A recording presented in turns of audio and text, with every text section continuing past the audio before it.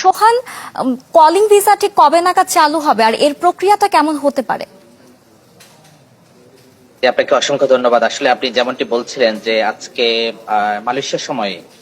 যে দুপুর 12টা 5 মিনিটে বাংলাদেশের প্রবাসী কল্যাণ এবং কর্মসংস্থান মন্ত্রী আরিফুল হক চৌধুরী তিনি মালয়েশিয়ার প্রধানমন্ত্রীর কার্যালয়ে প্রবেশ করেন এবং আহ, একটা পর্যন্ত তাদের এই চলমান বৈঠক চলতে থাকে। সেই বৈঠকের মধ্য দিয়ে আসলে বাংলাদেশ এবং মালয়েশিয়ার মধ্যে দীর্ঘদিন থেকে বন্ধ থাকা এবং বিভিন্ন জটিলতায় যুক্ত থাকা এই শ্রম বাজারটি আবারও উন্মুক্তের বিষয়ে একটি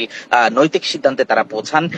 এখানে আপনাকে যদি বলে রাখি, আসলে মালয়েশিয়ার মানব সম্পদ মন্ত্রণালয় সূত্রে আমরা যতটুকু জানতে পেরেছি সেটি হলো যে এই বছরের মাঝামাঝিতে আসলে বাংলাদেশ থেকে কর্মী নেওয়ার বিষয়ে মালয়েশিয়া আগ্রহ প্রকাশ করেছেন এবং মালয়েশিয়া ইতিমধ্যে বাংলাদেশকে যে শর্ত আরোপ করেছেন তারা বলেছেন যে ইতিমধ্যে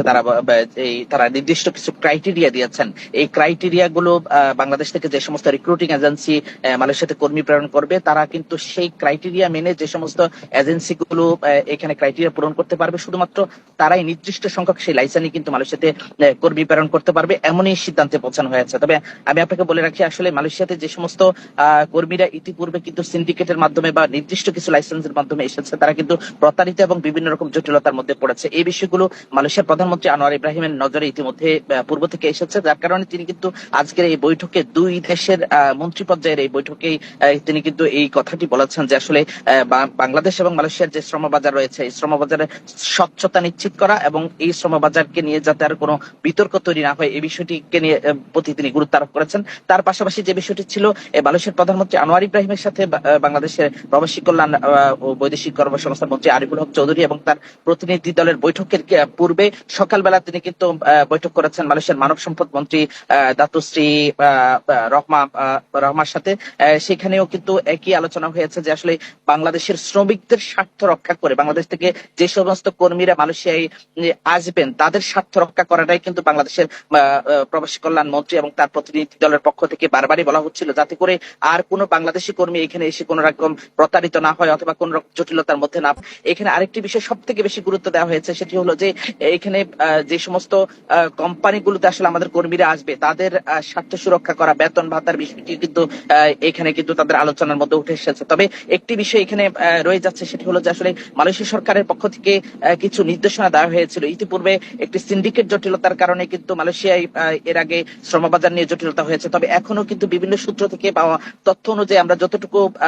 জানার সুযোগ হয়েছে এবং মন্ত্রণালয়ের খুব বিশ্বস্ত সূত্র থেকে আমরা যতটুকু জানতে পেরেছি, কিন্তু এখনো কিন্তু নির্দিষ্ট কিছু সংখ্যক লাইসেন্সকে এখানে অগ্রাধিকার দেওয়া হচ্ছে এবং তাদের তালিকা ইতিমধ্যে কিন্তু চূড়ান্ত করা হয়েছে,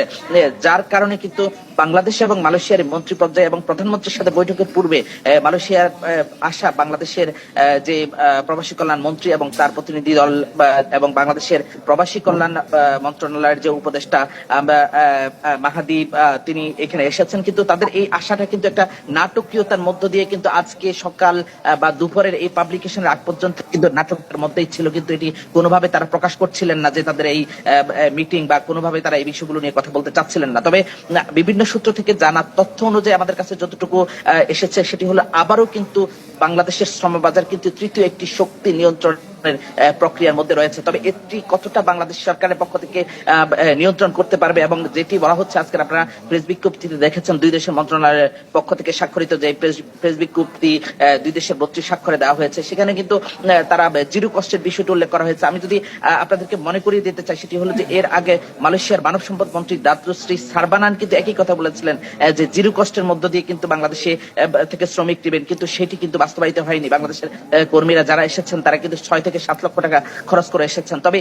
এই বিষয়টি কিন্তু বাংলাদেশের মানব সম্পদ মন্ত্রণালয়ের পক্ষ থেকে বাংলাদেশের প্রবাসী কল্যাণ এবং বৈদেশিক কর্মসংস্থান মন্ত্রীর পক্ষ থেকে কিন্তু বারবারই বলা হচ্ছে যে আমাদের বাংলাদেশের শ্রমিকদের স্বার্থ রক্ষা করেই কিন্তু এখানে আমরা শ্রমিক প্রেরণ করবো এবং যাতে তারা কোন রকম জটিলতার মধ্যে না পড়ে। কিন্তু এখানে একটি বিষয় থেকে যাচ্ছে, আসলে এখানে আবারও কি সেই সিন্ডিকেট জটিলতার মধ্যে বাংলাদেশের শ্রমবাজার পড়বে নাকি বৈধ প্রক্রিয়া এবং স্বচ্ছ প্রক্রিয়া বাংলাদেশের শ্রমবাজারে মালয়েশিয়ার শ্রমিক এখানে মালয়েশিয়াতে বাংলাদেশ থেকে শ্রমিক মালয়েশিয়াতে আসবে, এই বিষয়টি কিন্তু দেখার বিষয় রয়েছে। তবে মালয়েশিয়ার প্রধানমন্ত্রী আনোয়ার ইব্রাহিম কিন্তু তিনি খুব স্বচ্ছভাবে বলেছেন যে এখানে শ্রমবাজার যদি উন্মুক্ত হয় সেটি হবে স্বচ্ছ। সোহান, আপনাকে ধন্যবাদ। দর্শক, মালয়েশিয়ান প্রবাসীদের খবর জানাচ্ছিলেন আমাদের সহকর্মী।